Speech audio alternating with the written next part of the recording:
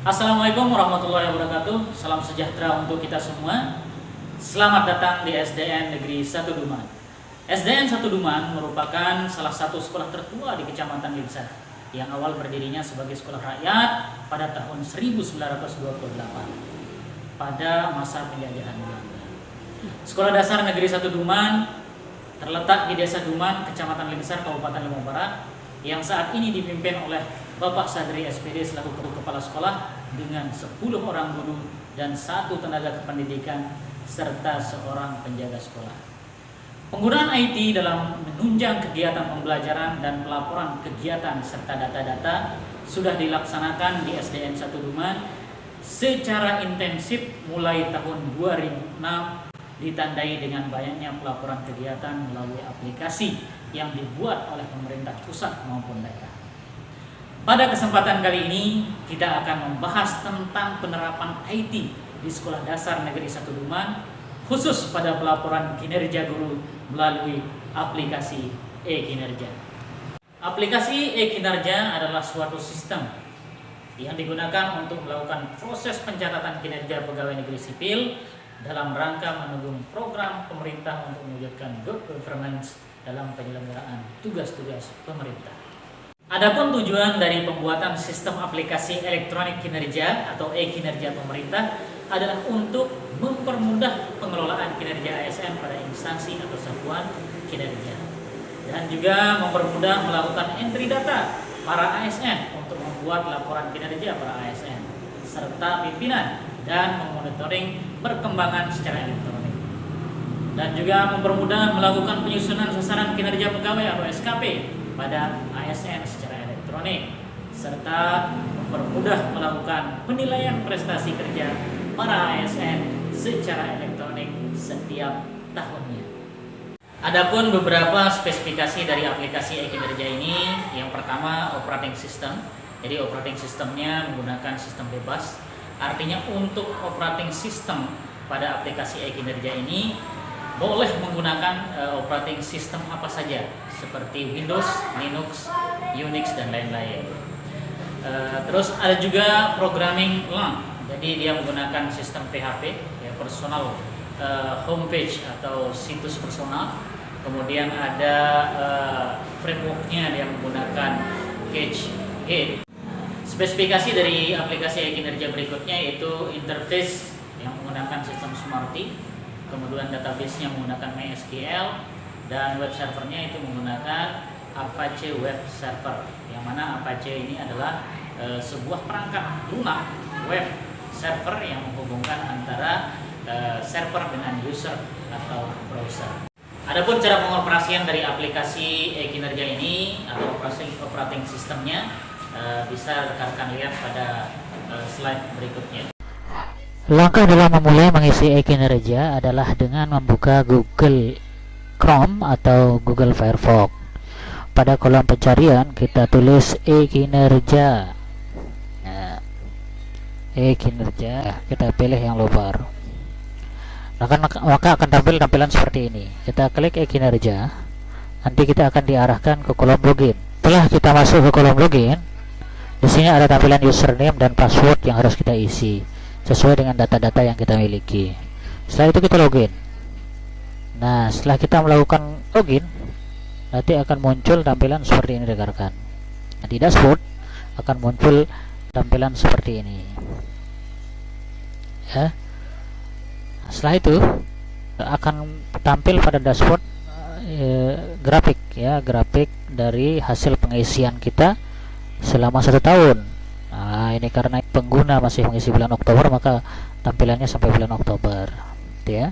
Kemudian ada dashboard rata-rata kinerja bulanan atau tahunan tahun 2021. Di sini ada deskripsinya, ada baik, ya. Kalau dia berada di sini nanti dia akan tampil tidak baik, ya, atau kurang. Dan di sini ada nilainya rekan-rekan. Untuk kita memulai mengisi e-kinerja ini, kita mulai di bagian SKP. Kita klik target dan realisasi tahunan. Nah, nanti kita akan diarahkan ke tampilan seperti ini. Ya, karena pengguna sudah mengisi dari bulan Januari sampai Desember tahun 2021, maka tampilannya seperti ini rekan-rekan. Kalau kita baru mulai, kita bisa klik tambah. Nanti kita bisa tuliskan dari tahun bulan tanggal berapa sampai tahun bulan tanggal berapa, baru kita simpan. Nanti akan muncul seperti ini. Selanjutnya kita akan lihat pada target SKP. Untuk target SKP ini kita akan tuliskan di sini, kita akan isi target-target yang akan kita capai selama 1 tahun. Nah, seperti ini rekan-rekan. Ya. Kalau kita mau tambah, kita klik tanda tambah seperti ini rekan-rekan. Tambah. Nah, apa tambahannya? Untuk menambahnya kita tentukan dulu. Kita termasuk pada golongan jawaban dan apa? Apakah kita guru? Kalau guru, nanti kita pilih ada guru madya, guru muda, guru pratama, guru utama. Kalau kita klik guru pratama, nanti akan muncul isian-isian, ya, butir kegiatan yang bisa muncul dari nomor 1 sampai dengan nomor 15. Nah, kita klik nomor 15, misalkan kita mau mengisi ini. Nah, nanti tinggal kita klik ini, nanti dia akan otomatis terpindah ke kolom ini. Baru nanti kita simpan, ya, terus nanti oke, kita lanjut. Nah, pada SKP dan realisasi tahunan ini, kita setelah mengisi targetnya selesai, kita isi, kita tunggu konfirmasi persetujuan dari pimpinan. Setelah semuanya disetujui, kita pindah kepada target realisasi bulanan. Pada target realisasi bulanan ini akan muncul deskripsi tentang kegiatan-kegiatan kita per bulan.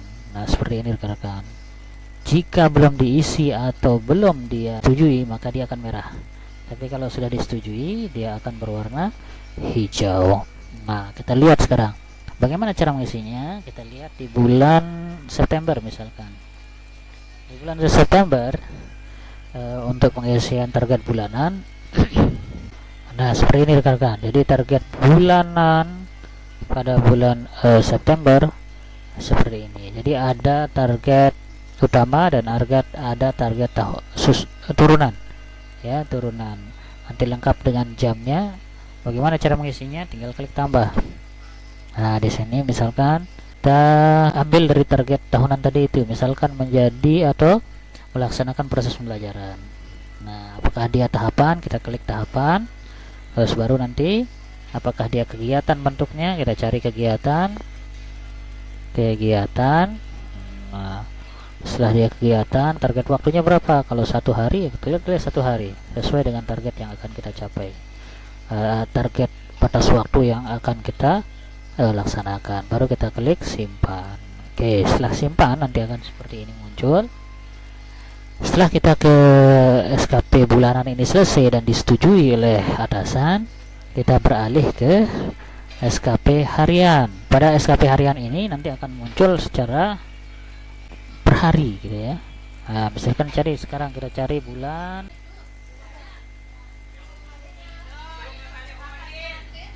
ya, seperti ini rekan-rekan. Jadi tampilannya ya pengisiannya per hari, mulai dari tanggal 1 sampai dengan tanggal bulan yang bersangkutan, tanggal 31 atau 30 ya.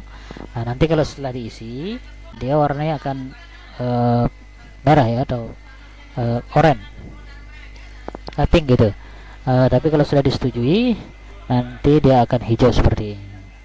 Nah, bagaimana caranya kita mengisi target harian atau SKP harian ini? Kita cukup klik input laporan harian kinerja SKP. Nah, nanti akan muncul, nah seperti ini. Nanti kita klik proses dulu. Oke, misalkan. Nah, nanti apa kegiatan kita dalam 1 hari? Misalkan melakukan pembelajaran. Ya, melakukan pembelajaran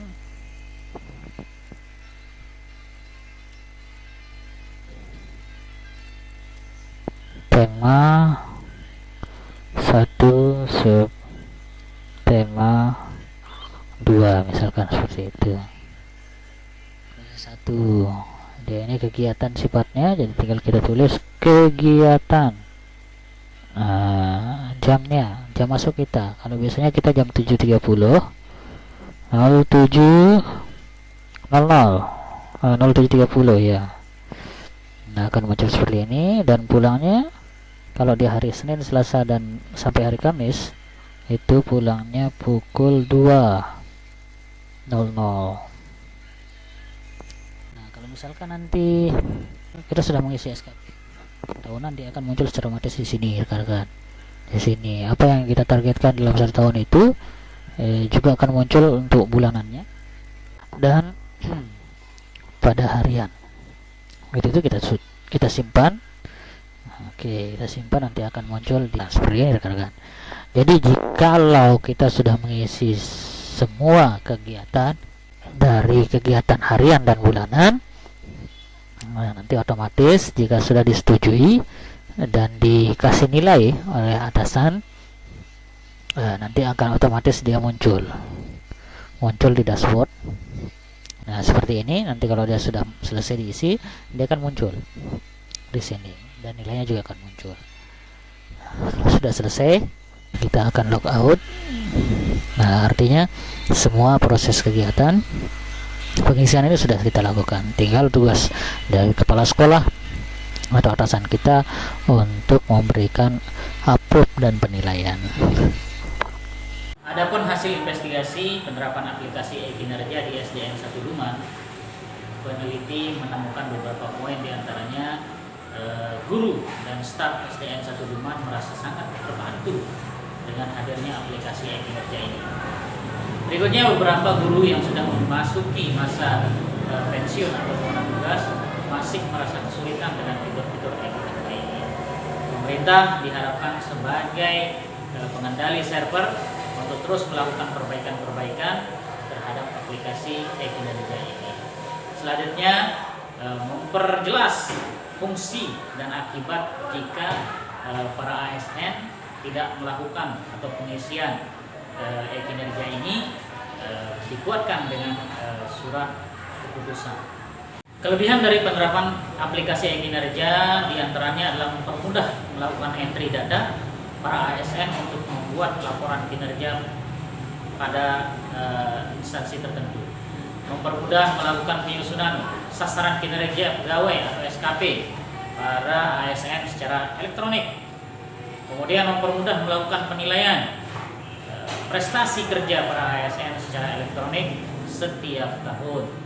Adapun kekurangan dari penerapan aplikasi e-kinerja ini, yang pertama adalah karena sistem kerja dari aplikasi ini adalah bersifat web, maka bagi sekolah-sekolah yang belum memiliki jaringan internet akan kesulitan untuk mengakses aplikasi ini. Yang kedua, kurangnya sosialisasi dari dinas, sehingga banyak dari pengguna yang belum memahami serta dari fungsi fitur-fitur yang ada di dalam aplikasi e-kinerja ini, sehingga banyak dari pengguna yang tidak bisa mengisi aplikasi e-kinerja. Selanjutnya, kesimpulan dan saran dari hasil pengamatan yang dilakukan oleh pengamat, bahwa kesimpulan yang dapat diambil dari pengamatan tersebut bahwa hadirnya aplikasi e-kinerja membantu pengguna untuk penilaian SKP. Pengguna tidak perlu lagi untuk bersusah payah ya memasukkan dan memikirkan nilai-nilai pada bagian-bagian SKP.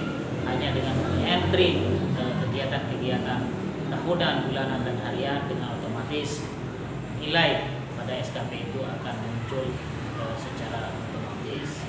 Sarannya supaya aplikasi e-kinerja ini terus mengalami perubahan-perubahan perbaikan ya dari segi server dan fitur-fitur yang ada di dalamnya, supaya diharapkan bagi semua pengguna tanpa terkecuali untuk dapat mengaplikasikannya dengan mudah.